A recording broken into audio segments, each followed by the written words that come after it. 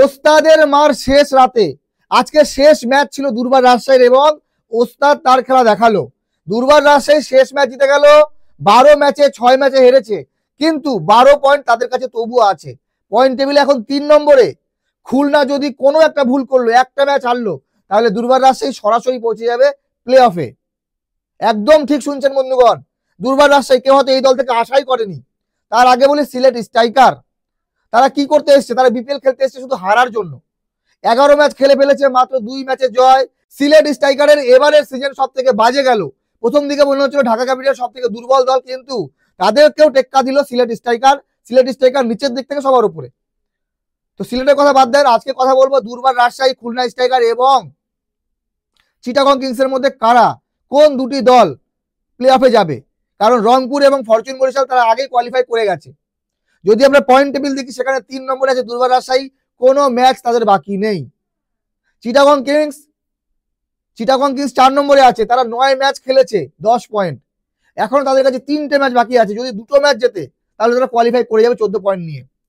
এইবার কথা হলো যে দুর্বার রাজশাহী এবং খুলনা টাইগার্স 10 ম্যাচ খেলেছে, তাদের পয়েন্ট সংখ্যা কত? 8। যদি পরের 2টো ম্যাচ জেতে তাহলে পয়েন্ট হবে 12। তারপরে খেলা হবে কি নেট রান রেটের। যদি খুলনা একটা ম্যাচ হেরে যায় তাহলে খুলনার বিপিএল সফর শেষ। প্লে অফে খেলবে কারা কারা? রংপুর রাইডার্স, ফরচুন বরিশাল, এই দুটি দল খেলবে কোয়ালিফায়ার 1। এলিমিনেটর খেলবে তখন ওই দুর্বার রাজশাহী আর চিটাগং কিংস, এরকম হতে পারে। বাকি আপনাদের মতামত জানাতে পারেন। আজকের খেলা কেমন ছিল? Low scoring match. Sylhet striker প্রথম দিকে একটু চেপে ধরেছিল, 22 রানে 4 উইকেট চলে গেছিল। সেই সময় মনে হয় সিলেট এই ম্যাচটাকে আটকে দেবে। দুর্বার রাজশাহীর মনে হয় শেষ, কিন্তু দুর্বার রাজশাহী যে আনন্দটা করছিল না, এই জন্য করছিল। তাদের আনন্দ করার কারণ হলো 22 রানে 4 উইকেট চলে যাওয়ার পর একতরফা ম্যাচ জিতলো। আকবর আলী করেছে 43 রান 38 বলে, Ryan Burl 48 run not out থেকে 6 মেরে ম্যাচ জিতলো। তো দুর্বার রাজশাহী যে ম্যানেজমেন্ট, যে মালিক, তাদের একটু হয়তো ভুল করেছে তারা, তাদের প্লেয়ারদের সঙ্গে, তাদের দলের সঙ্গে, তাদের টিমের সঙ্গে। আর আমি কথা বলবো তাসকিন আহমেদকে নিয়ে। তাসকিন আহমেদ ক্যাপ্টেন হওয়ার পর তাকে ঘিরে প্লেয়াররা উচ্ছ্বাস করছে।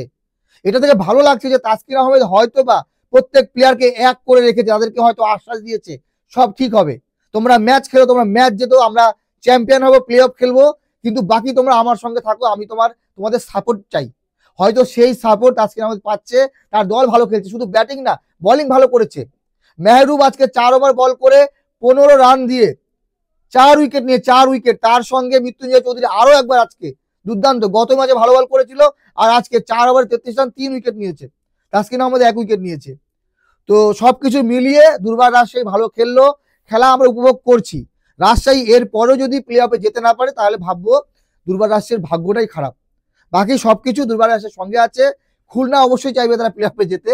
খুলনা 2টো ম্যাচ যদি জেতে, নেট রান রেটে খুব একটা ফারাক নেই, এখনো নেট রান রেটে হয়তো বা খুলনা সামান্য পিছিয়ে আছে। বাকি সবকিছু ঠিক আছে। ভালো থাকবেন সবাই, ধন্যবাদ।